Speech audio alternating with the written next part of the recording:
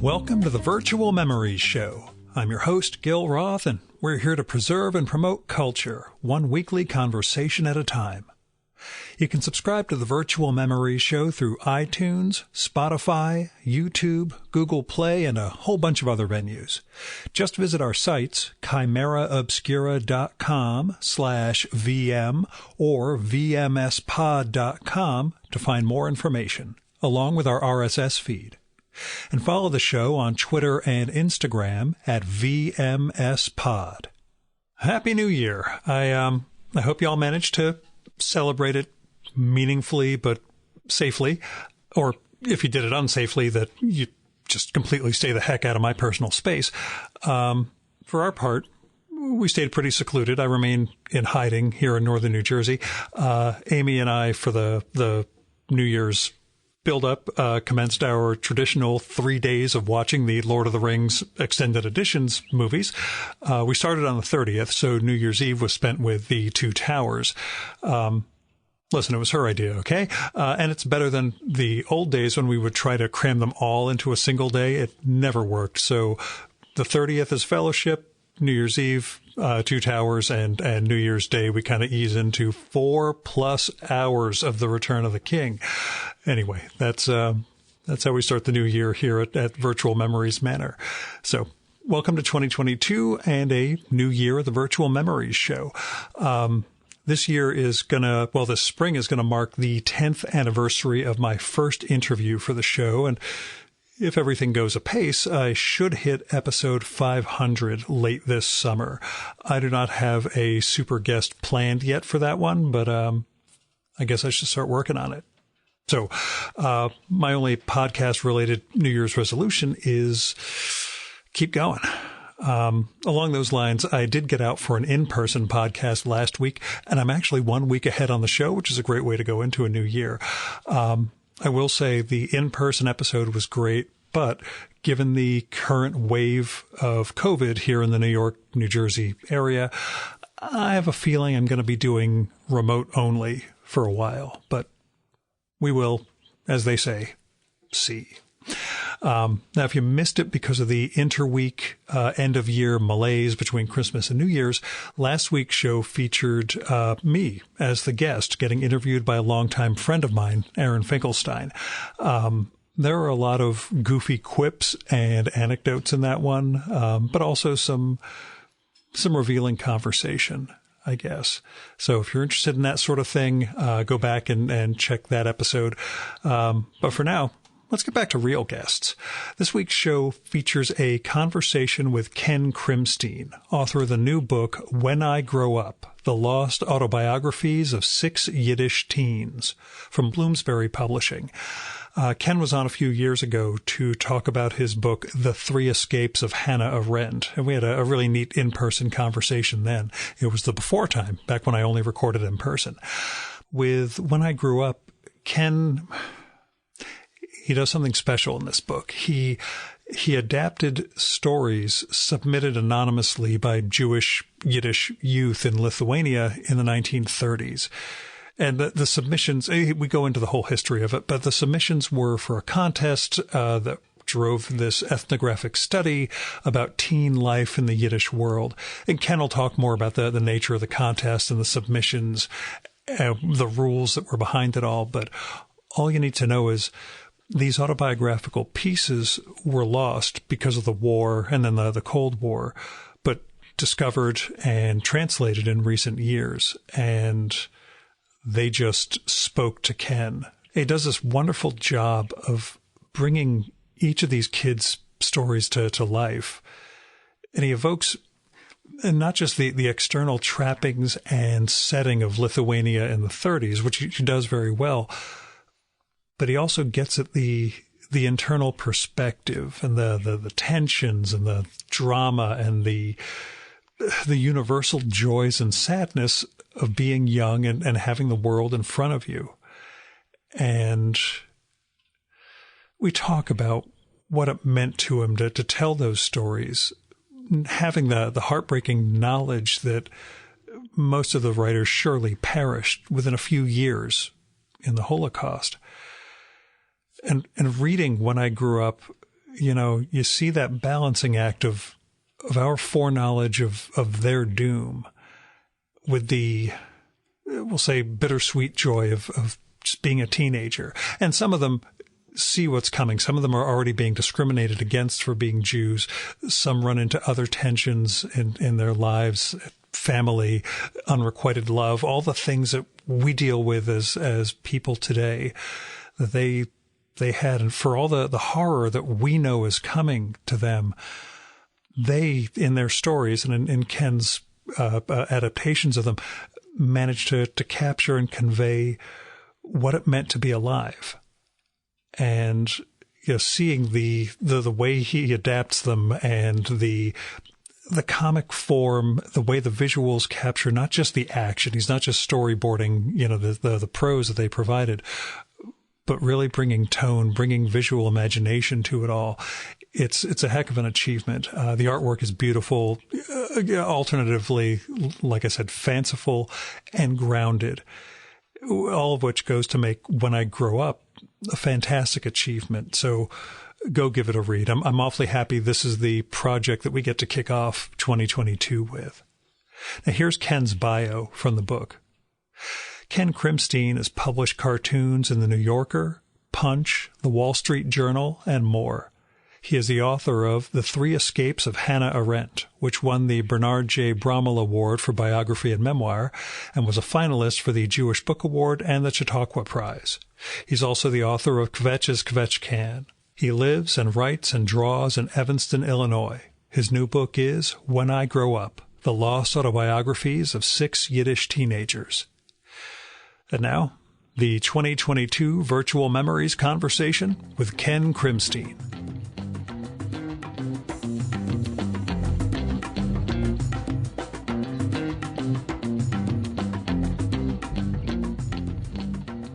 Tell me, first and foremost, I know you go into it in the book itself, but for the listeners, tell me about the origin of the book. Yeah, thanks, Gil. So I was looking for something to do in a long-form nonfiction graphic narrative. God, that's a mouthful. After my Hannah book, The Three Escapes of Hannah Arendt, and I was poking around, interesting subjects to do a biography on. And everyone I was coming up with, my publishers were saying, I don't know, Sun Ra, sort of been done, and maybe not so Love much. In outer space, man. Yeah, someday. But I had, come across a couple of interesting ones. And then, to quote Preston Sturges' line from one of my favorite movies, Kismet, there happened to be an event going on a crummy Sunday afternoon, and it said lost artifacts from Eastern Europe will be discussed, coffee and bagels will be served. So I went there, and someone presented this talk, and it showed slides and things, visual imagery from Eastern Europe, from Vilnius, and amongst the findings was these autobiographies of teenagers and anonymous autobiographies of teenagers as part of a ethnographic contest. And the ironies were piling up one upon another. And I couldn't believe it. It was part of a trove of Yiddish documents that were hidden from the Nazis and then hidden from the communists and hidden from everybody that was trying to get them, and were recently uncovered in 2017. So after the talk, I don't know, it's one of those light bulb moments. I went up to the person who was giving the talk, Jonathan Brent, and I said, "Is anybody doing anything with these?" And he's an academic. What do you mean doing anything? I was like, making a story, doing no.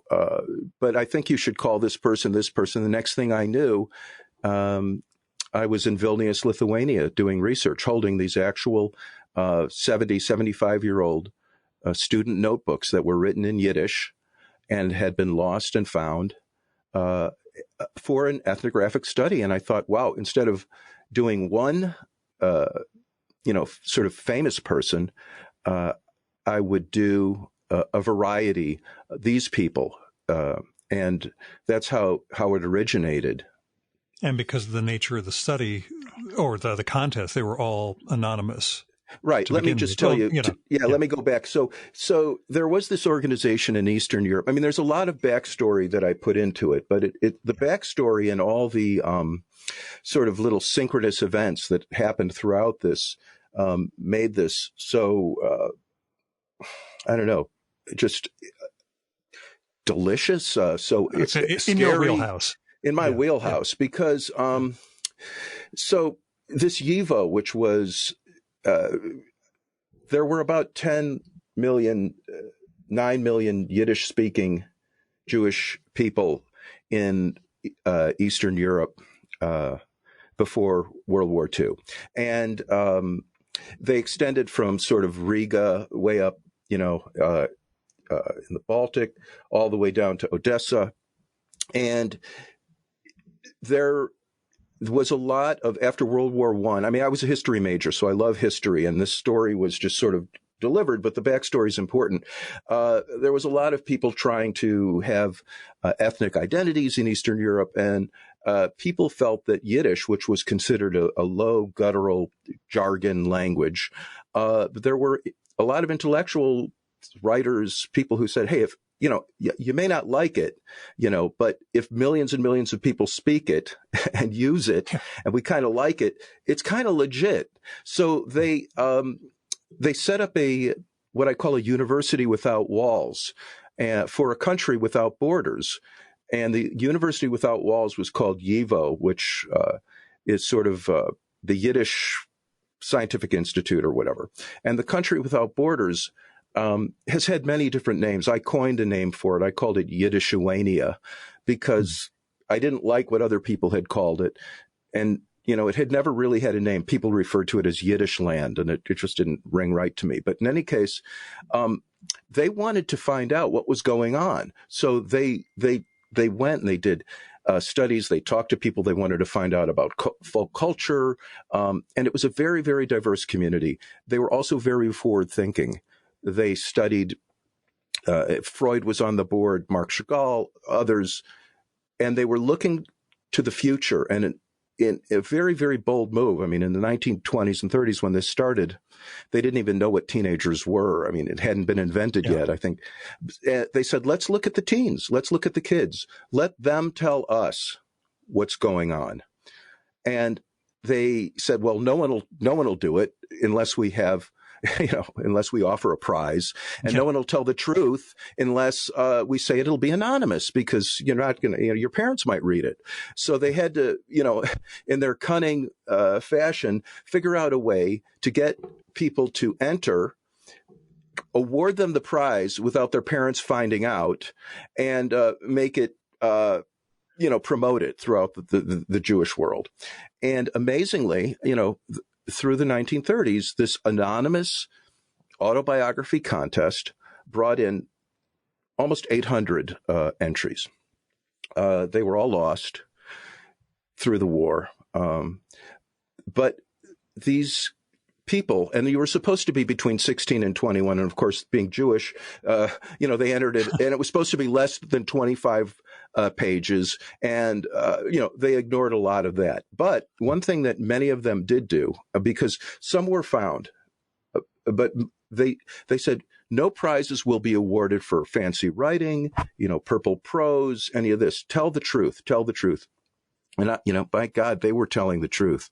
Yeah. So I just, the people who did the contest, Max Weinreich and the other scholars, had a real program. They were going to analyze this as an anthropological study, but I saw these as artifacts, as findings, as evidence, as they almost seemed to me like, to use an analogy that I sometimes think of, because I'm also, I also do paintings and landscapes.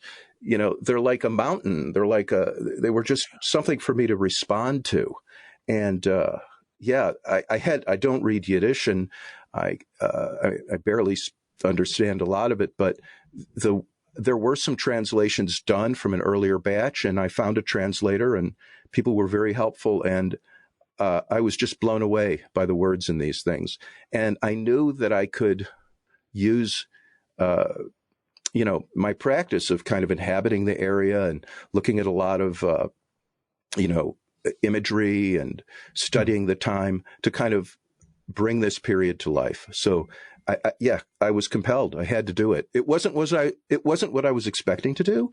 I like doing gag cartoons for the New Yorker and funny things. Yeah. But I had, we may have talked about this last time we talked, by sheer luck, when I was a little kid, I inherited a bunch of comic books from a great uncle of mine. And among them were, The World Around Us, Classics Illustrated. So that and Mad Magazine did me in. Two good influences, two very, very disparate influences, but, Yeah, it's all I had. It's all I could get. Comics will rot your brain, kid, Yeah. I was going to ask about whether you could read any Yiddish at all. I actually did subscribe to the Forward back in the 90s, but only the English version, and that was only to get the Ben Catcher comics. Yeah. Oh, wow. I didn't realize he was doing comics in there, too. No, I mean, and it's interesting, not even the translators that I used could totally do it, because this was handwriting, which is different than printed, and they were teens. But when I started looking at these, Gil, as you know, handwriting really betrays or portrays a lot of a personality. So some were stubby pencil, some were fine ink, and I was getting a sense just from the graphic approach of the way these were written in these little books of who the people were. And then you layer onto it the story and the time.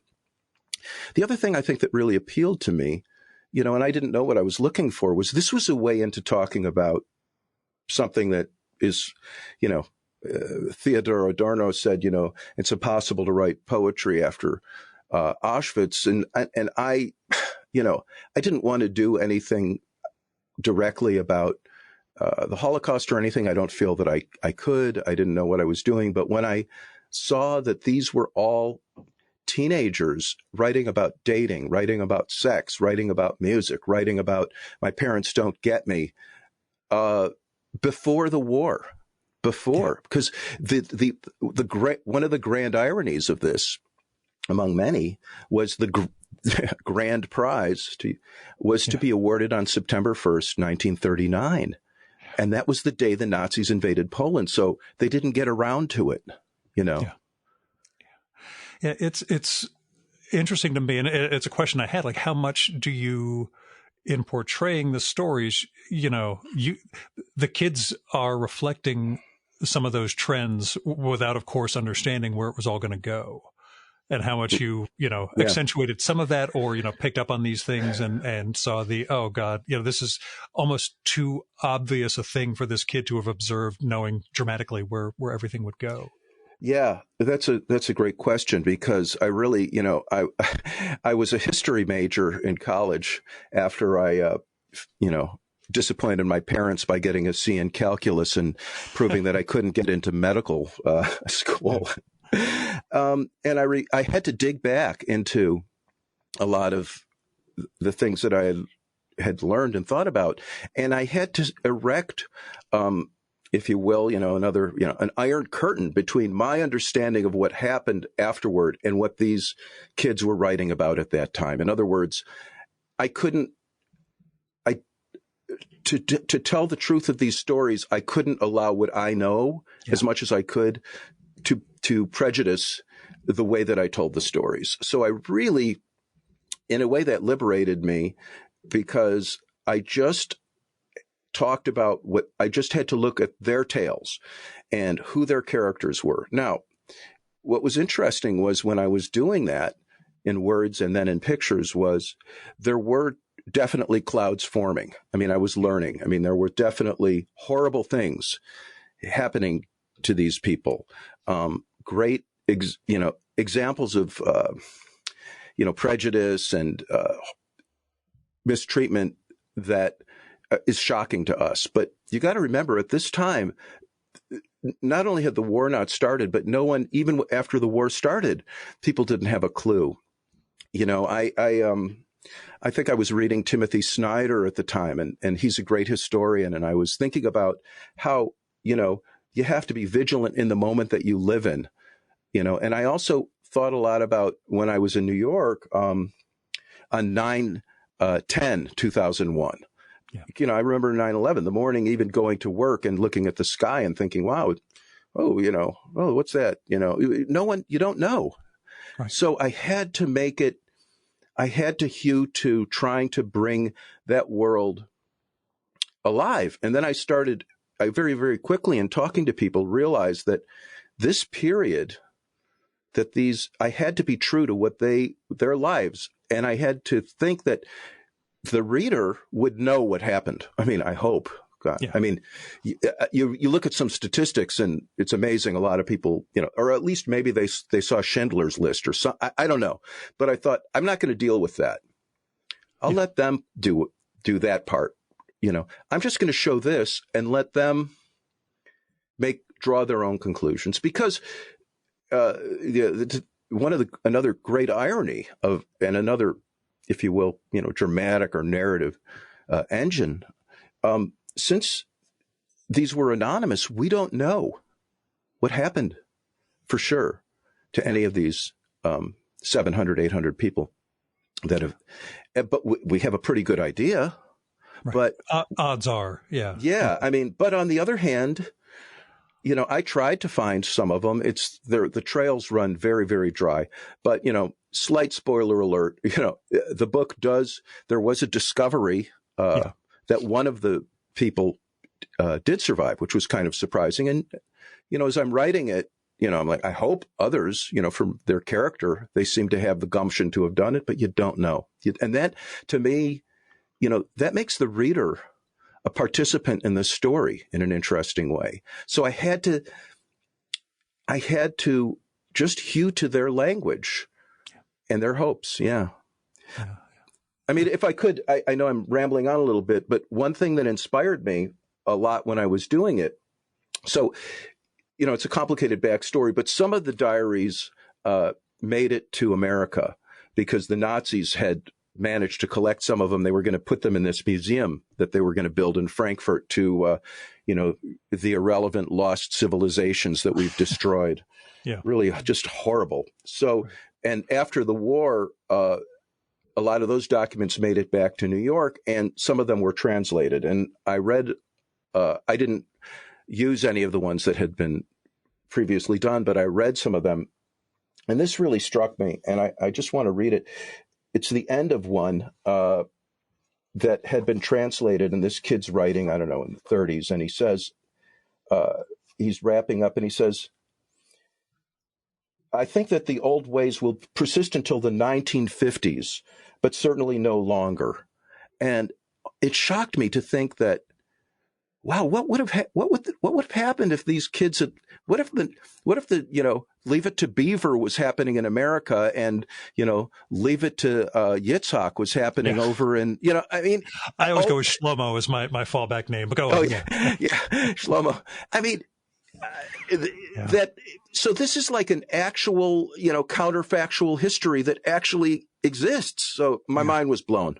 Sorry, backstory. No, I'm with you. And that's what makes the book so heartrending is the relatability of teenage lives and thoughts about where the future is, and, seeing all these kids right in that moment of potential. And then, your knowledge as the reader and as the artist that wall comes down.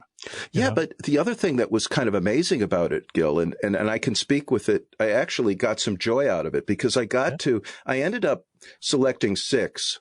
I was going to ask which ones missed the cut, but go on. Well, boy, girl. I wanted it. It was a very diverse community.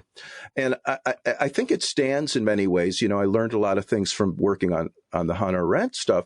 It was a very, YIVO, the people who ran it, made a point of being apolitical, which was extremely hard to do in those times. They were very political, but so we have, I picked, a socialist and a capitalist, a rich kid and a poor kid, a religious kid and, a pork eater, a dancer and a studier, whatever. they also had to have a good visual component. Some of them, like there were a couple that I had translated and I really wanted to do.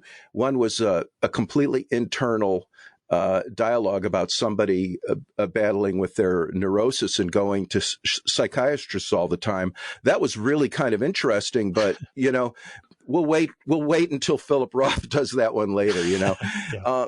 It didn't have enough visual, hook to it. But the other thing was, because I wanted him to be fun to draw, and I was getting a lot of great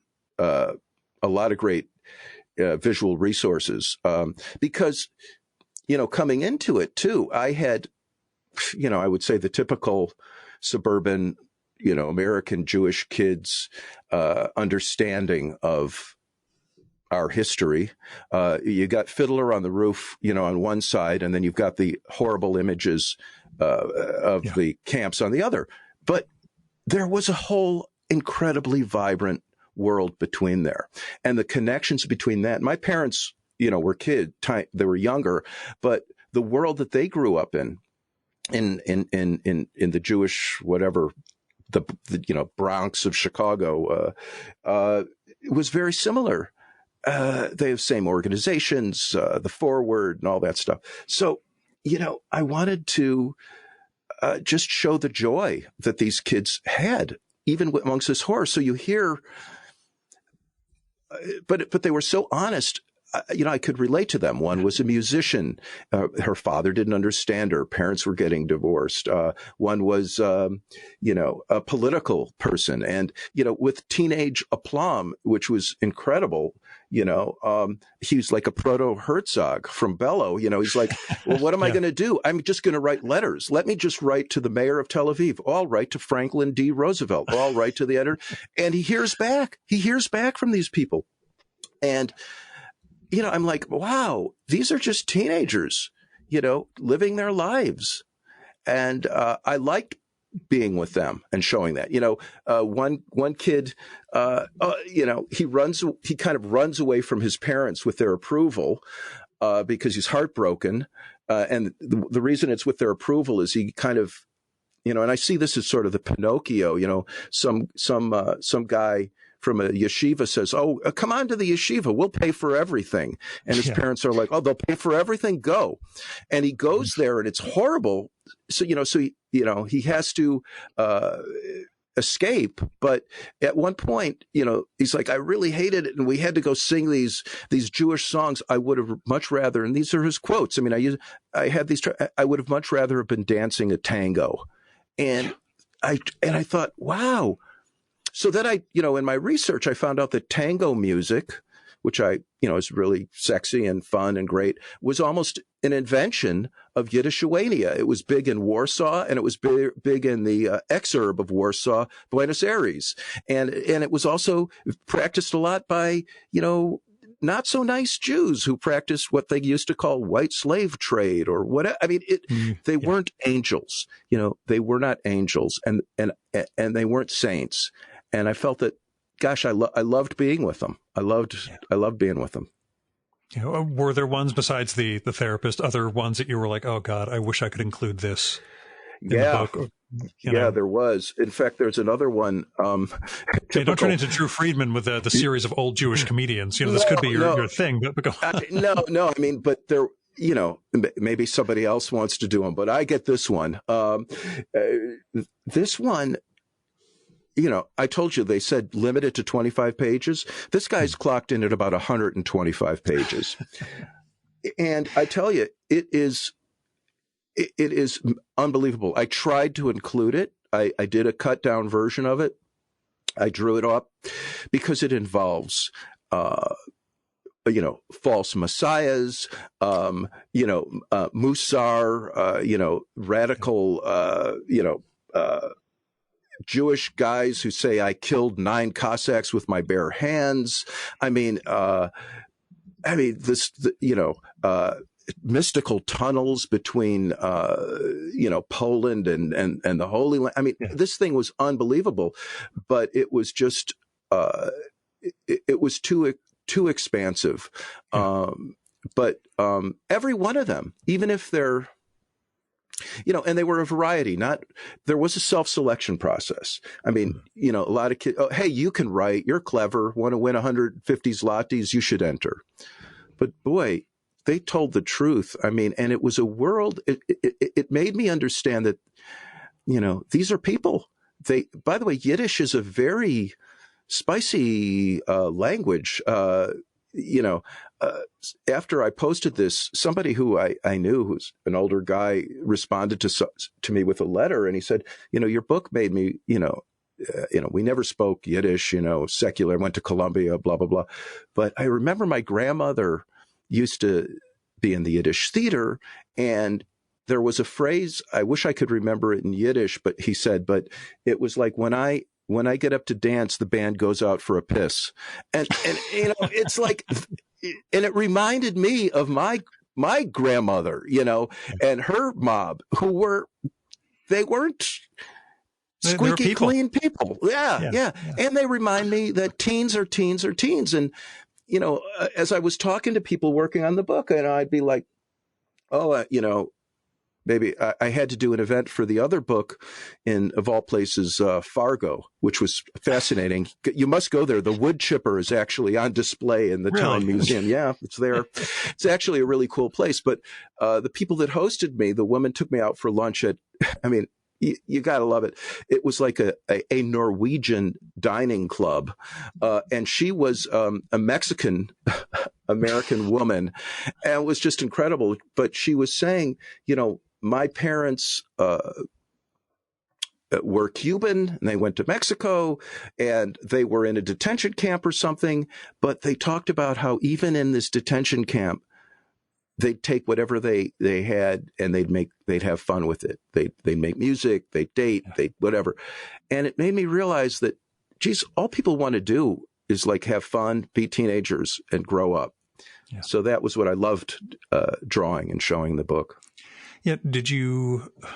What sort of challenges did you have in terms of developing artistic styles, varying somewhat from story to story, while also, making sure you were recreating the city they lived in, but, developing sort of your visual language for this one? Yeah. I mean, initially I thought I would do each one in a different style. Like I would pull off some kind of I don't know who could do it. I don't know. So I always fall back on Bob Sikoryak. Right, like a Sikoryak, but I can't hold a pencil to the way he can do it. Not but I can sometimes fake a clear line and whatever. But not only did the publisher tell me that was a horrible idea, I pretty quickly knew that it was too. I just couldn't do it, and it would be too contrived. So what I tried to do was, find the arc, the vibe, the personality of each character, and let their story sort of dictate it. One thing, there are a couple of influences that I've been looking at, some cartoonists and graphic novelists from Belgium and France, and one. I like Dominique Joblet a lot. I don't know if you're familiar with her work. Oh, yeah, I've had Mexican dinner with her at a Small Press Expo. We went out many years ago during SPX for dinner, along with Ivana Lagbe. She's something. Yeah. Oh my gosh, I just think her work is incredible, because they allow themselves to work in a multi. Usually as an artist, whenever I hear multimedia, I go running for the hills. It's like hearing rock opera. It's like no, but somehow or another she manages to combine ink and pencil and paint. And I just thought, wow, let me try that. So I did into the book figure out a way of making each of the 6 stories set up in a different way by tracing their actual writing, because I thought the handwriting was important, in making it set up the chapter in a way that would set that up. But it basically. I don't know. I mean, it was kind of unconscious, like, for instance, in some of them, I felt that they had I tried to work more, if you will, air into it, like less text. Yeah. Some parts needed to be more talky and texty and, in the grid. I always like sort of playing with the grid. So, it was, I couldn't put it into any plan, or at least when I tried it, it didn't work. Did you feel like you grew as an artist in the process of making it? I think I did. I mean, thank you. I mean, for asking, because it's something that, I mean, you hope every time you set out to do something, you hope you're not repeating. And I definitely wanted to go more emotional with this than the Hana one. And I definitely also wanted to do more and more of the work on the page. I mean, there's a certain amount of resizing that has to be done afterward, but, I went very, practical. Like I used, all the colors were done with watercolor wash. And I really wanted to let the actual, as much as I could, and I don't think I perfected it because I was using vellum, but I think I really wanted to show the water and, the natural materials, pen on paper, pencil, and stuff like that. So that part of the process, I think, I really loved it. And, for my next book, my goal is to do it completely, practically, just totally like and I'm sure many of the artists that you talk to, do that. I mean, I look at even like some of the stuff that Bill Griffith does, and I think it's all just what you see is what you get on the page. Oh, yes. No, I've been at his drawing table. The great story of being in Bill Griffith's studio is noticing, because he's been using the same drawing table for years, he flicks the nib of his pen in the exact same spot, apparently. And he's got other OCD traits also. But what I noticed looking over at it was there was a literal 3-dimensional pyramid of ink. I would think it would built up. I would think it would be about a foot tall by now. Yeah, it was. He must clean it every so often, but I was just like, there's literally a mound of ink that has risen up in that exact spot where you're tapping every single time. It's wonderful. I mean, the thing is that when you draw on paper, when you have a concept in your head, and then you allow yourself to kind of experience it, improvise it, perform it on the paper, it changes, and that's lovely, but if you mess up, you got your white out, maybe you can cut and paste and tape. Yeah. And by the way, there are some other people, Frank Santoro. He uses tape on his stuff. Did you ever interview him? Yeah, we did one a fall right before the pandemic at CXC a couple of years ago. It was right after Pittsburgh came out, which what a blew book. my mind. So blew my mind. I mean, blew my mind. I mean, there's so many people, and not to blow smoke, but I mean, Paint Tunist, and I heard your interview. Moriarty. Yeah. I've got his new book. I was just looking at his new book today, Visual Artist. I haven't seen that one yet, but it just came out from Fantagraphics, and I keep thinking I need to pitch Jerry, but I also need to block off like a full day to record with him. So you've got to buy some extra tape for your Nagra.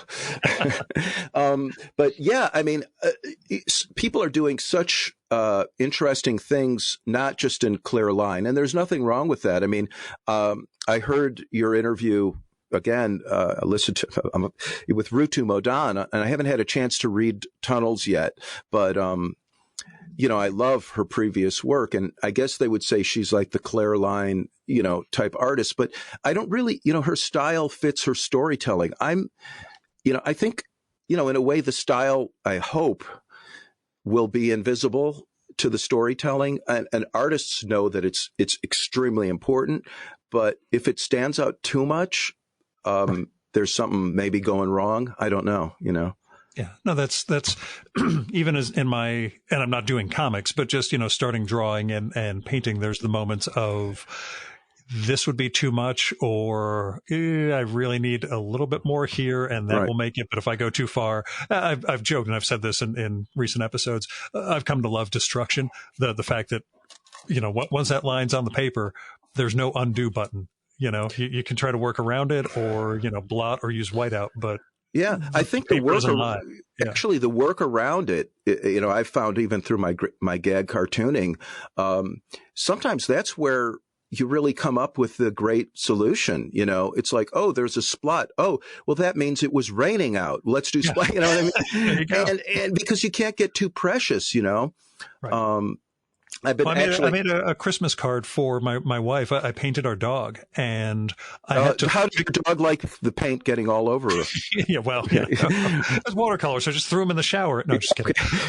But there was this moment there were about 6 or 7 moments where I was just like, I don't know how to do X, but I'm going to figure it out on this. I can't go back and redraw this whole thing. I better just, suss this out and figure it out. And maybe I can cover that mistake. And, oh, what do you know? That gave the shade of the muscles as the dog is sitting there. Right. It turned out perfect. Yeah. Yeah. Well, that's great. I mean, that's one of the things of why I think, as I'm doing more and more of these long form things, I mean, I love gag cartoons. I mean, to me, it's just it's hard to say, but I think, a great gag cartoon, an Adams or a Sam Gross or you name it, a Booth or whatever. To me, in my own Sampe, I just think that that's so amazing. But the process of having a concept in your head, an idea, and then realizing it is the same. It's just that you have a concept that's 240 pages, versus one frame, but it's the same, And in your case, you've now figured out more realistic timeframes. No. Because with the Hannah Arendt book, you overpromised, and when you were talking about doing a different style for each of the stories, I was like, he never really learned, did he? No. Ask anybody that's ever worked, except my publisher. If she's listening, I've got this. Don't worry about it. Yeah, everything will be on time and perfectly delivered. And, I think,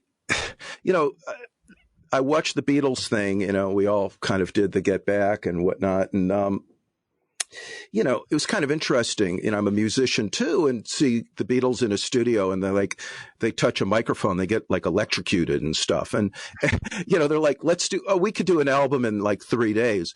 And then you hear about, some people, we're going to go in the studio for like 3 years. Now, I think there's a certain, nothing focuses the mind like the prospect of being hung in the morning. The deadlines can drive some, maybe we can work faster, but you can't work too fast. So it's a delicate balance. So, last I checked, there's 24 hours in the day. That's a lot of time. So. Yeah, well, good. Depends on the drugs you use, but yeah, that too. Yeah. And one of the questions I wanted to ask, you mentioned going to Lithuania, as part of the process here. A, what was it like? B, do they have a sense of their Jewish history, or do they do no, there were never any Jews living here sort of thing, in the general public? Fantastic question. First of all, I felt really, really weird when the plane was flying over, what Snyder referred to as the Bloodlands. Yeah. I just couldn't believe it. I mean, I had been to Vienna, but I'd never been that far east. I think Vilnius is, I could have probably taken a train to St. Petersburg in 3.5 hours or something like that. And when the plane is flying over that sort of scrub pines, it's weird. And then we landed in the airport, and it was kind of like, it wasn't Western level efficiency, suffice it to say. But having said that, Lithuania is there right now. They're some of the good guys. I mean, we got they have taken these archives and they really value them, and they've set up a whole thing. And the people at the state library, they value it. And in fact, the person who heads this, where the archives is, 10 or 11 students. In fact, one named Migle helped me, and they're not Jewish, these kids, but they're Lithuanian. They got tattoos and piercings and everything, but they really want to know about this heritage. A lot of the people there, it's part of their culture and their country. And in fact, the current culture minister is a poet, and So, at this point, officially, in terms of the government, the good guys are winning. Having said that, you walk around and there is a lot of cultural and historical equivocation. You can go through, and it happens in a lot of those countries that I've learned about. They have an incredible, harrowing, terrible museum in the old KGB headquarters, which... No, Budapest has that also, the Terror Museum. Yeah. Yeah, it's in the KGB headquarters, which was like, the prime real estate in town. And I think from the day, that the communist government fell, they kept it the same. But they have some signs in there. And you can go through this whole thing, and only at the end is there a little sign that says, aside from Catholics and other, there were Jews. Okay. Mm-hmm. So it's good and it's not good, but it helped me to understand what's happening in Poland and other places like that. But did you have expectations one way or the other about what that would be like? God. Like my first trip to Germany, I was really uptight. Thane Rosenbaum talked me down from that a little bit, and then spending time with some Germans during the business trip, I got more at ease, but received the same thing. Yeah. Oh, we're not like Poland. We admit what happened, Yeah. I mean, I've been lucky.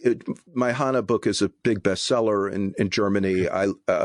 My first time I went to Germany, I think I was more uncomfortable. I think Germany is just a great country right now. And I love it. And I have great friends there, and it's amazing. And same in Lithuania, but I did have more of the sense there, Gil, that you're walking around, and this could be wrong. I mean, one of the things about being Jewish is, in America, to a certain extent, we think we can pass. Maybe we can, maybe we can't. Certainly, Black Americans can't. My every moment is like Woody Allen's scene from Annie Hall when he's visiting her family.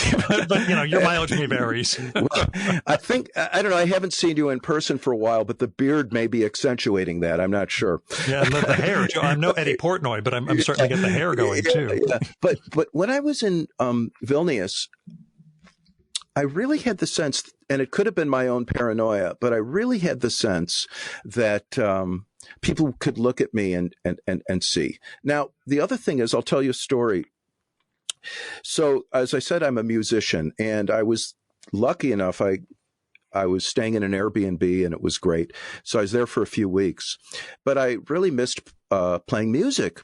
So I looked on the internet, and there was a store that sold musical instruments. So I walked over there, and it was on the other side of the river, more in the sort of we'd call still the communist rundown, where there's just like decaying, brutal architecture.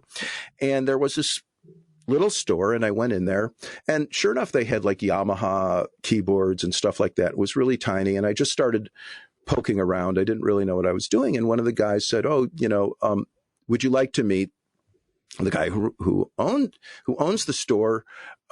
He's a young guy, but he's building rehearsal studios. So I said, yeah. So the guy comes up, and he's like a young guy my age, and he's like, we're talking, he speaks English, and he says, oh yeah, I'm building this recording studio, and I'm like, oh, so I could just go in there and play? And he's like, yeah. And like, how much? I thought, New York, it'd be like $500 an hour. He's like, $12 an hour. I'm like, okay. Yeah. So he takes me out, and we go down like 4 flights of basements.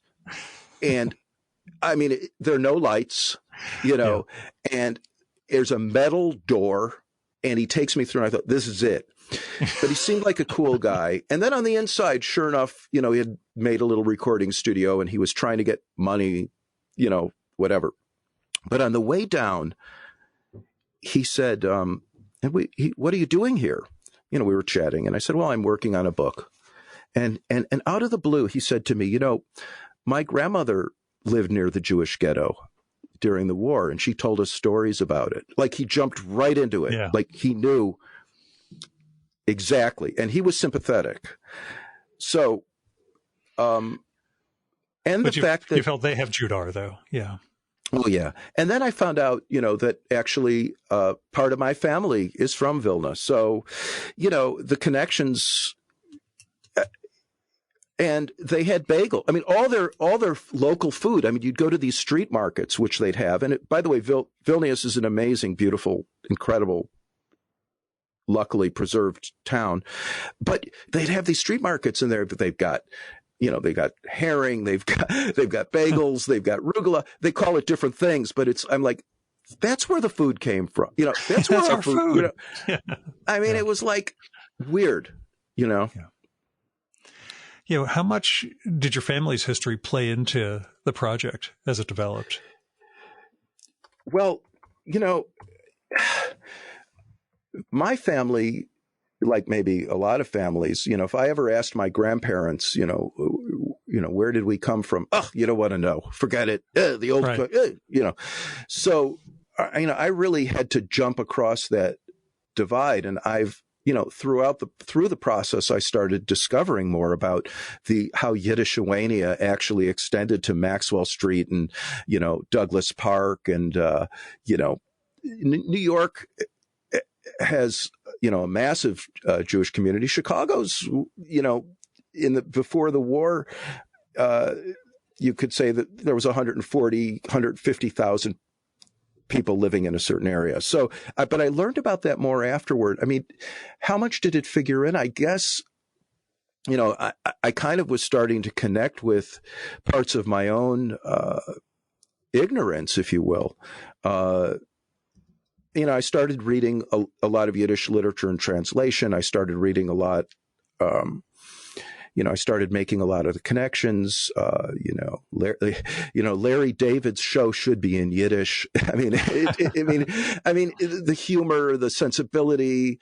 So I guess internally, as I was doing it, maybe there were a lot of connections. Like I had to make these characters, I guess, like a lot of biographers do in a way. You try and stay true to them. Like I use their words and their stories, but I also had to think about like, what would it be like to, it's hard, but when you're a biographer, what would it be like to have been a Jewish teenage girl, and they say, you can't say, Kaddish prayer for your father because women aren't allowed to. You can't stand, you can't do anything. And she says, it was at that moment that I first began not to understand, God. Right. And I'm like, well, I knew kids at high school and growing up who were radical, either feminists or, to quote, Marlon Brando in that movie, whatever you got, I'm against it. And so I had to tap into that, and, from my context, oh, she's a Highland Park girl. Oh, he's a Skokie kid. Oh, that's a jock, it was no Van Sciver, Fonte Bukowski, that's a jock, but that's my reality, from my life. And that sense of recreating the area visually, how much research went into figuring out what it really looked like or what they would have been experiencing? Well, luckily, Vilnius is very well preserved. It's a UNESCO heritage site. It's sad, but fortunate, a lot of those Eastern European cities, they just, in the central part of town, I don't know why they didn't get around to destroying it. Although a lot of the area that was the real heart of the Jewish quarter was destroyed. I could go, I snuck into buildings, that looked authentic. I had carried my sketchbook with me everywhere and tried to get the sense of, what it was like. There is, thanks to the internet, there is just a wealth of visual documentation through all kinds of different, Poland between the war sites and postcards and things like that. But as part of my practice, in addition to going there, I have a couple of rules. I won't have anybody historically, be alive who was dead at the period. I won't, if it's a famous person or something, I won't have them say things that they couldn't have known. And all of the visual artifacts, like, for instance, all the phonographs, I made sure were phonographs that were available. There was, like, in one story, the kid says, we played records. I made sure that was the type of phonograph that was of the time and available there. The motion pictures, the cars, the clothes, everything is, and I'm not, if it had to be, 1939. So I was discovering things, they had, you don't think about it, but somehow you don't think about, of course they had telephones. And I found what the telephones looked like. They had taxis, they had buses, they had, movie theaters, they had all this stuff. And I actually think I found some things that people didn't even know about. Like I still have to have it translated, but I got a copy of the Polish language newspaper from Vilna, and it seemed like there were some Yiddish language radio shows on some of the Polish networks. I'm not sure. I mean, but it was a much more integrated, diverse culture, and that's why I leaned into, they were reading, Dostoevsky, they were reading Freud, they were watching, Betty Davis movies, and it broke down those barriers where, there were gangsters. Gosh, there's so much stuff. I was very interested in the baddies. Oh, that's again the Eddie Portnoy reference. All I have is that Bad Rabbis book of his. Fantastic. Just jumping right to mind. Yeah. Yeah. Well, and it gets worse than that. In that 125-page story, this guy talks about a guy, calls him what was his Yankel something. The bandit. That's how it was. This guy was he was a mafia enforcer who would, he ratted on people. I mean, just terrible, and of course that was the world in those days. So it was an incredible, one of the great things about being able to draw and write these narratives, I think, is that you can work, the visual in a way, so you can see, what a room or a staircase or what kind of a bedroom or what kind of coffee pots they used or what kind of cups they used as they're describing it. Yeah. So it was fun. And still, as I've learned from starting to draw, figuring out what you want to include and what becomes detail overkill. I'm sure that was a challenge for you also. Well, yeah, that was a challenge. And another thing that was really, really hard was figuring out what the characters would look like. And fortunately or unfortunately, there is a lot of reference material of Jewish teenagers in Eastern Europe. They took a lot of pictures before the war. They were in camps, clubs. They took a lot of pictures. Photography was a very, very big thing, and a lot survived. So I had to kind of, figure out what would a sensitive, poetic, musician type girl look like? What would a political, type person look like? So again, I only looked at people from the time, and I found a lot of the images actually there in museums. It's kind of amazing, Gil. I mean, it's not really, I lived in Hong Kong back in the late 80s for a while, and I went into China, and, China was run down, and, now I don't even know what it's like. But when you go to a place that's like kind of still run down and not totally formed, you can really find some incredible stuff in weird places, often in museums, but they don't really know what it is. So they just stick it in the corner, and, it's incredible. So I have to ask, you've gotten, in addition to this podcast, which is worth nothing, real publicity for the book. Look, it's worth, a cup of coffee, and I drain an hour of your life. But, I'm not going to take the bait. It's a great one. But doing the CBS morning show and, having a TV crew, that was interested and involved. The fact that they had to start by saying you work in your basement bummed me out a little bit, but otherwise, that whole experience of oh my gosh, that was unbelievable how that came together. And actually, I will say, I'm sitting in the basement now. It's not really a basement. It's a pied a terre. Thank you very much. We have windows. No, that was incredible. I had no idea. I mean, when I did, it was kind of when I did the launch of the Hana book in New York, somebody who was a reporter was in the audience and said, "What are you working on next?" And I had just the barest notion of this thing of the When I Grow Up book. And to her credit, she said, "Wow, keep me in the loop on that." And I'll be damned if, 3 years later, they were like interested. And, when this Jim Axelrod came to I had no idea.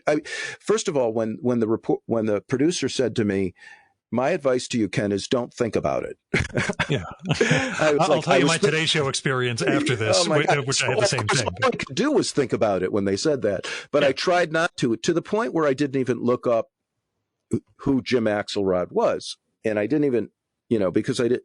And he turned out to be just a really cool guy. And in fact, I didn't know it, was a lawnsman from the area. You wouldn't know it with those piercing blue eyes of his. But because when he was down in my studio, I have a map next to my desk of Yiddishuania that I circled. And he pointed to an area and he said, "Oh, I think I'm looking at it right now, Katerinoslav or something." He said, "That's where my family comes from."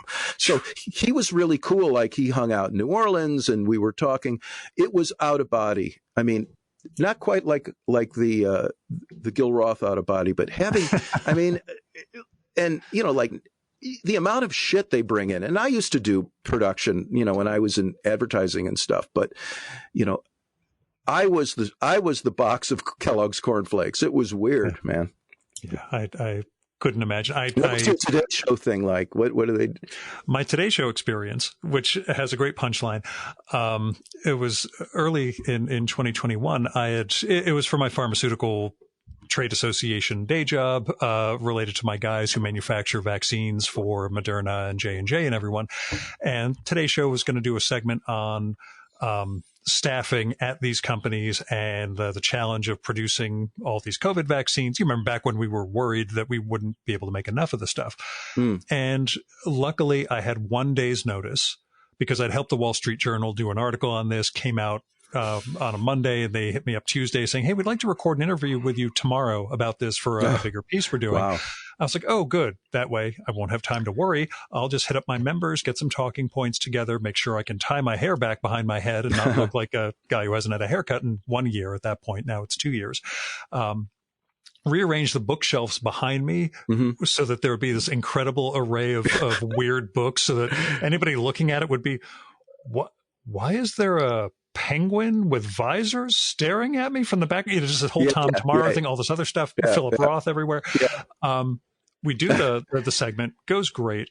I really stay on point. I don't offer the one thing that would have created a nationwide panic, had it been misinterpreted, which, I decided if they don't ask, my job is not to offer that up. I'm just going to stay quiet and hope, it never comes up. And it never came up. So it went great. Fantastic thing. Finished up. I was, good. I didn't know who the interviewer was going to be. And this is all by Zoom. So I was just making sure my light was okay. And it's natural light, but it looked great. Finished everything. Sat down and thought, okay, my day it's now done. Let me just turn on the TV here at about 12:45 on January 6th and see how the world's doing. And, within about 10 minutes, I had the realization that I don't think that segment of mine is going to air for quite a while, if ever. Right.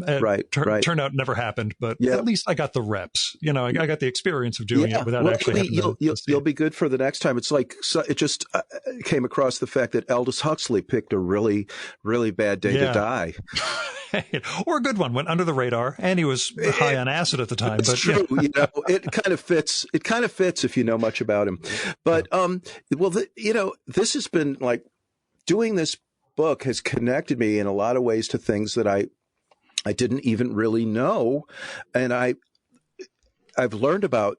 And I think that, if we, first of all, it's just totally fun to do a nonfiction, a narrative like this, but it's also history in a way. It's telling a story, or it's reframing a narrative that a lot of people don't know about. And I think the truth will set you free, although the truth is really, that's a line from some horrible pop song, but Sting maybe, but he's a good guy, Sting, don't worry.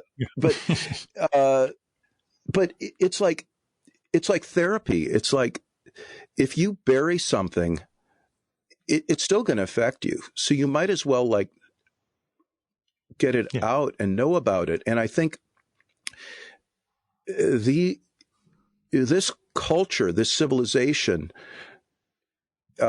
which was radical and creative and, like I say, kind of naughty, very human, very, it feeds into all of us. It does feed into, Larry David and Sondheim and you and me and, Bobcat Goldthwait and God knows what else. It's just, not to say that other civilizations and communities don't, but we, as a Jew, all I heard was give money and plant a tree in Israel. That was basically the sum total of my Jewish historical education. Just bring some money in and plant a tree.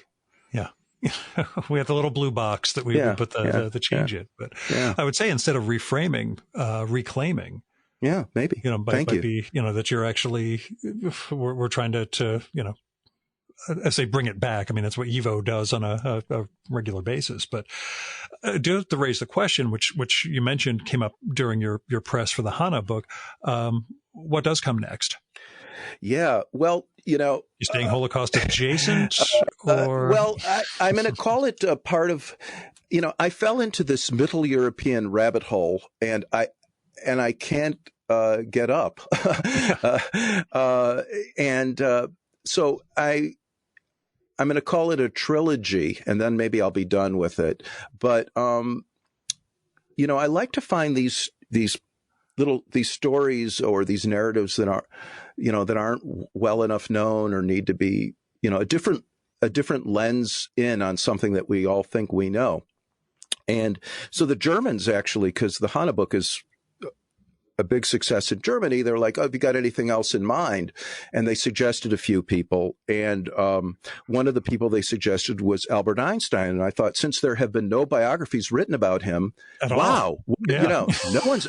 And since I know so much about physics and I did so well in calculus, this is right up the alley for me, But I thought, well, let me look at him, because I've, like most people, I look at every Einstein thing and and everyone seems to explain it differently, and I can't understand any of them. I'm like, that's how you know it's good. It's like a reflecting mirror, where every explanation is different, so, okay.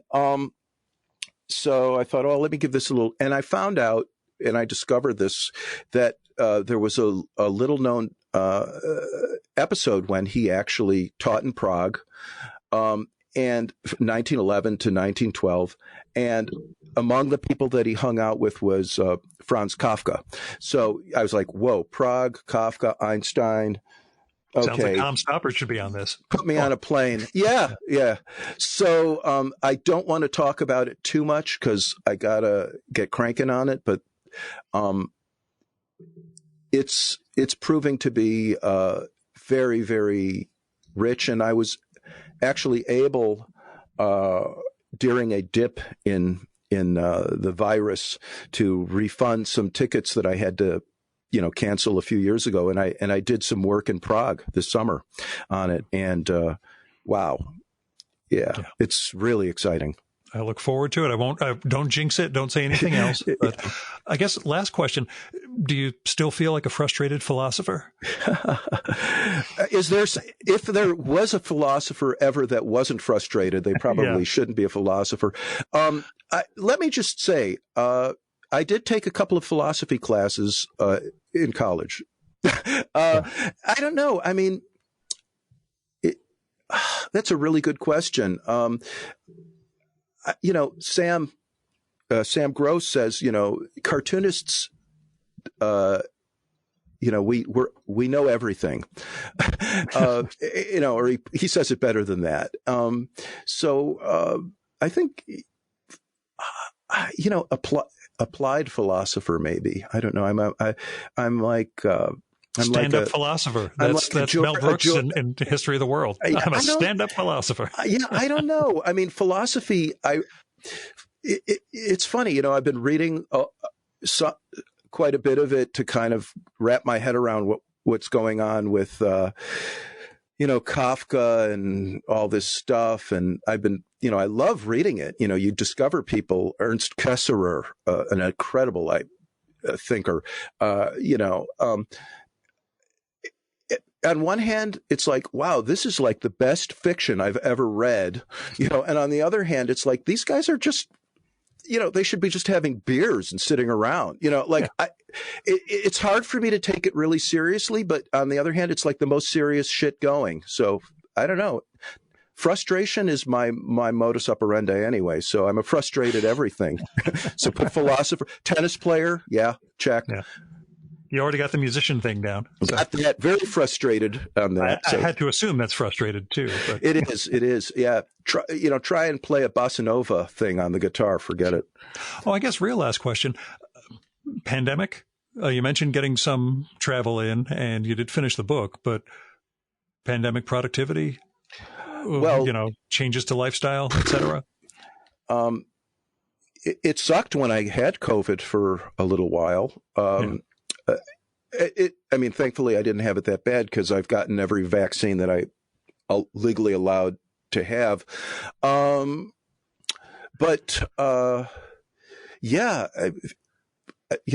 Highly, the fact that you don't have to commute, you don't have to leave your house. It's considered okay to work from your basement dungeon. It's, can't say enough about that for productivity. Although I also wonder long term, and we'll see, and one of the things, like, these teens kind of got hit by contingency. That's a big Hannah Arendt word that I learned from Jerry Cohn, but basically it's a fancy way of saying shit happens. And we've been hit by it. And it'd be interesting to see in 5 or 10 years, hopefully, what this experience has done to the output of artists. I mean, many of us might be working on stuff that we had before lockdown. Like, I still remember what it was like to go, to go out and hear live music, sort of like this. But if it persists for a lot longer, then we start getting into science fiction territory. So I don't know. I mean, I miss, and I've heard this actually on your podcast when you've interviewed other writers and artists. I think we feel, everybody must, but I think we feel it. The sadness of it is just, I wonder if that will show up. Yeah. Yeah. Anyways, no clue how it's all going to progress, but yeah. Oh, except we may have longer hair generally. Some of us. I got everybody beat. I'm getting on 2 years in a couple of weeks. Wow. But man, Ken, thanks so much for coming back on. And we hope we will get together in person, Chicago, New York, somewhere in between, somewhere beyond. That would be so fabulous. And thanks, Gil, and stay healthy. You too, man. Or get better. Yeah. Thanks. Okay.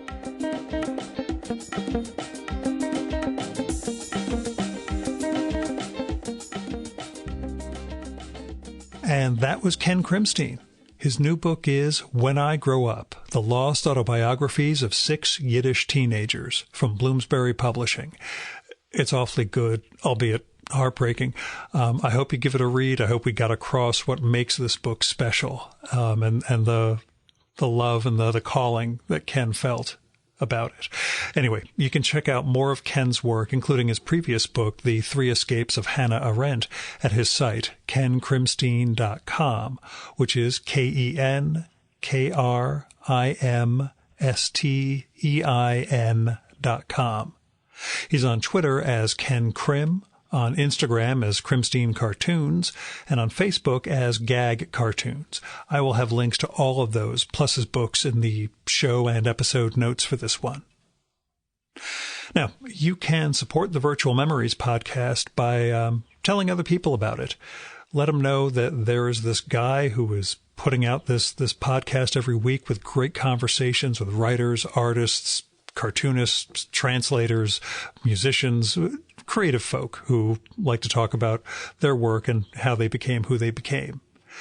You can also support the show by contacting me, giving me feedback, telling me what you like and don't like about the show, who you'd like to hear me record with, what movie or TV show or book or music or piece of theater or art exhibition or whatever you think I should turn listeners on to. And you can do that by sending me an email. You can try and DM me through Twitter or Instagram. But the thing I really love is getting correspondence like a postcard or a letter. You can find my mailing address without too much difficulty. My New Year's resolution, in fact, is to send out postcards as many days as I can every year. I'm 2 for 2 at this point. It's January 4th. These are the first 2 mail days, and I've put out 2 postcards. Anyway, that's neither here nor there. The other thing you can do is leave me a Google Voice message. My number for that is 973-869-9659. That goes directly to voicemail, so you don't have to worry about me picking up. You can leave a message up to 3 minutes long. So same thing. Tell me what you like and don't like, or just say hello and leave me a message. Now, if you have resources to spare, money, time, whatever, don't give it to me. My day job treats me just fine. My expenses are really low for the podcast. I hope if you do have money to spare, you'll support individuals and institutions in need. You can find people through GoFundMe, Patreon, Kickstarter, Indiegogo, or one of the other crowdfunding sources. If you're looking for somewhere to start with institutions or foundations, I contribute to my local food bank. There's the Poor People's Campaign, Freedom Funds, election funds. There's a lot of things you can do to help build a better world. So it's a new year. Make a new commitment like that, and let's make the world better, okay? Our music for this episode is Fella by Hal Mayforth, used with permission from the artist. You should visit my archives to check out my episode with Hal from the summer of 2018 and learn more about his art and painting. And you can listen to his music at soundcloud.com/Mayforth. And that's MAY4TH. And that's it for this week's episode of the Virtual Memories Show. Thanks so much for listening. We'll be back next week with another great conversation. You can subscribe to the Virtual Memories Show and download past episodes at the iTunes Store. You can also find all our episodes and get on our email list at either of our websites, vmspod.com or chimeraobscura.com/VM. You can also follow the Virtual Memories Show on Twitter and Instagram at vmspod, at virtualmemoriespodcast.tumblr.com, and on YouTube, Spotify, and TuneIn.com by searching for Virtual Memories Show. And if you like this podcast, please tell your pals, talk it up on social media, and go to iTunes, look up the Virtual Memories Show, and leave a rating and maybe a review for us. It all goes to helping us build a bigger audience. You've been listening to the Virtual Memories Show. I'm your host, Gil Roth. Keep reading, keep making art, and keep the conversation going.